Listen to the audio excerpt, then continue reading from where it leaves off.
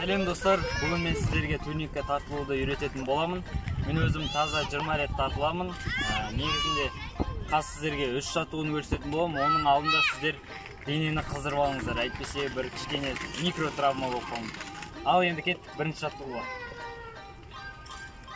Біз бірінші мына құрылғыны аламыз. Осы жерде тартылуды үйренеміз башында. Аламыз да түзу өстіп қолдан қабылдаймыз.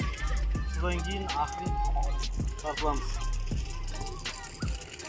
Өзіміздің денеміз тым алдыға немесе артқа кетіп қалмауы керек. Сондықтан өзі түзу болып қалтырамыз. Осылай біз күніне 3-5 подходтан жасау керекпіз. Орташа саны 20.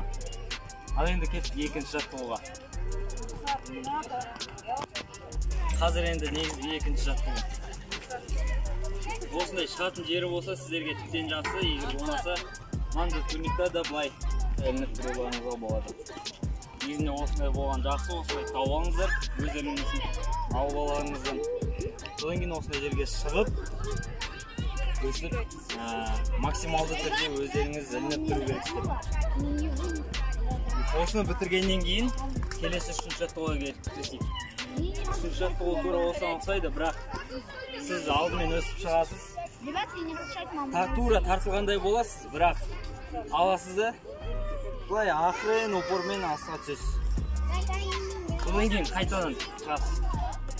Негізінде түсіп істемей ақ былай ақырын опормен түсесіз. Содан кейін бірден былай қайтадан қайталайсыз.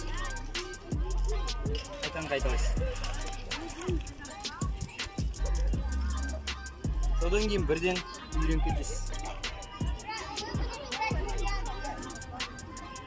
Осыны міндетті түрде күнделікті қайталап тұру керек.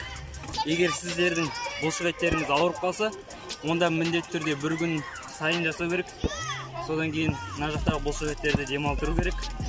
Оның өсуіне ықпал жасау керек. Өсіп подходпен дайындала беріңіздер. Сіздерге ұнағанына сенімдімін. Каналға тіркеліп, лайк басып достарыңызға таратып жүріңіздер. Қолдаңыздар.